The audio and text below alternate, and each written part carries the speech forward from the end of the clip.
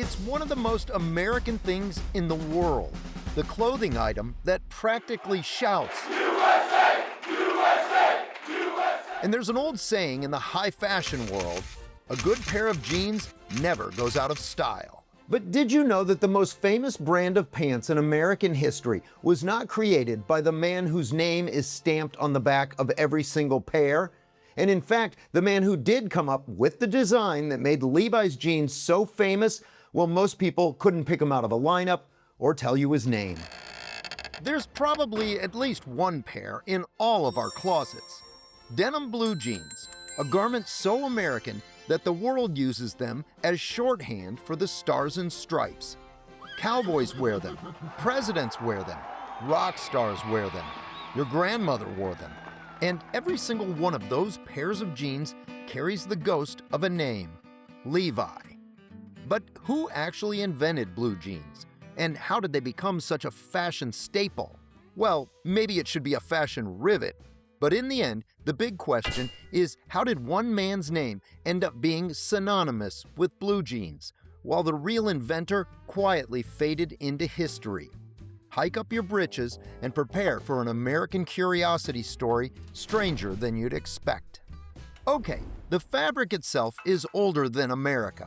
Weavers in the French city of Nîmes were producing a sturdy, tightly woven cotton twill as far back as the 1600s. It wasn't blue yet, but so durable and so widely traded that merchants began calling it serge denim. Serge means a sturdy wool. Denim is where we get denim. The fabric made its way to America early on. It was tough, like the new nation, exactly the kind of fabric a working country needed. In the mid-1800s, the first denim work pants weren't meant to replace your regular clothes. They were actually worn over them, closer to overalls. You peeled them off after a hard day's work. The idea of denim as your actual everyday trousers was not a thing, and to make them fashionable took a gold rush and a very well-timed invention. The story of the name Levi Strauss takes us back to a small Bavarian town in 1829. Loeb Strauss was born the youngest child of a Jewish dry goods peddler. But by the 1840s, things became increasingly uncomfortable for Jewish families living in what would become part of Germany. Jewish people faced severe systematic discrimination. Restrictions on where Jewish people could live, work, and travel were tightening. At the same time, Loeb's father died of tuberculosis, and his older half-brothers made the decision to sail for America. The rest of the family soon followed. But immigrating to America in the 1840s wasn't as simple as buying a ticket. You had to have a reason to come.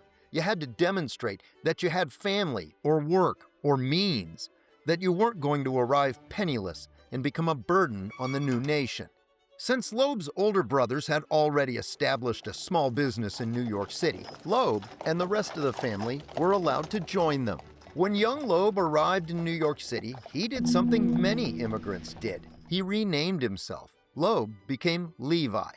The old name belonged to the old world. Levi could go wherever America could take him. So he learned the family trade, dry goods, which was essentially the general supply store of its era. Levi helped sell cloth, thread, buttons, needles, ribbon, canvas, rope, blankets, boots, and yes, denim fabric by the yard. Then, in 1848, opportunity came roaring out of California like a cannon shot. Gold. A glittering flake found in a California mill stream set off one of the greatest mass migrations in American history. Within 2 years, 100,000 people flooded into California. Farmers, lawyers, adventurers, criminals, dreamers, and desperados from every corner of the globe. San Francisco went from a quiet outpost of a few hundred souls to a roaring, chaotic, mud-soaked city of tens of thousands almost overnight. Canvas tents stretched on for miles. Ships sat rotting in the harbor, abandoned by crews who'd run for the hills with a pan and a prayer. New businesses exploded out of nowhere. Saloons, laundries, hotels, banks, bakeries, brothels, and dry goods stores. Because every single one of those gold seekers needed supplies. Levi Strauss saw it clearly. He wasn't going to dig for gold, he was going to sell to the people who were. But getting from New York to San Francisco in 1851 was not a casual journey. The Transcontinental Railroad wouldn't be finished for another 18 years, so you had three options.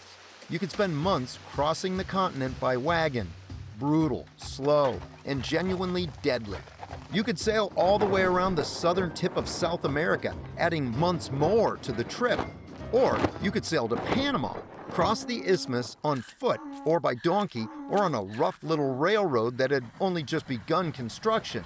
Then you had to catch another ship up the Pacific coast. Levi, by this point, had built enough of a stake in the family business to travel in relative comfort. He took the Panama route, he rode a donkey through the jungle, and then headed to the brand new state of California. He arrived in San Francisco and set up shop, and it went well, very well. He built Levi Strauss and Company into a respected and profitable wholesale operation, supplying merchants and outfitters across California and Nevada. By the late 1860s, he was a wealthy and well-connected man in one of the fastest-growing cities on Earth.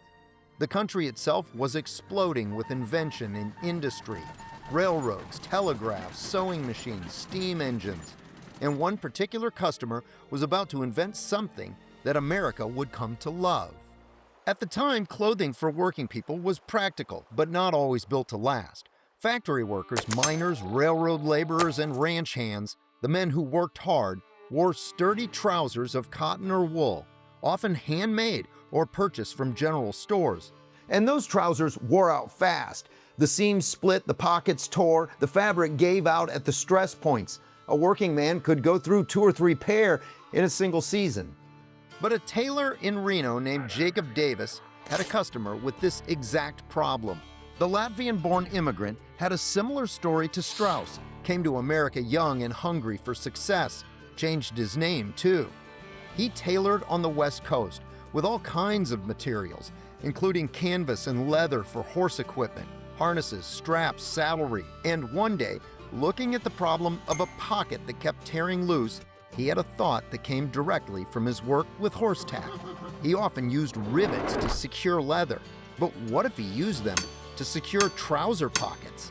He tried it, and the stress points held. Word of the new tough pants spread, and soon Jacob Davis couldn't make riveted work trousers fast enough. He soon understood that without a patent, someone else would steal the idea before he could build a brand that would last as long as his jeans. So he needed a partner to help finance the patent. He wrote a letter to his fabric supplier in San Francisco, his friend Levi Strauss. Strauss got on board, and on May 20th, 1873, the two men were issued patent number 139121. That is the birth certificate of the modern blue jean. Jacob Davis moved to San Francisco to oversee production. Levi Strauss provided the capital, the factory space, the supply chain, and the business machinery.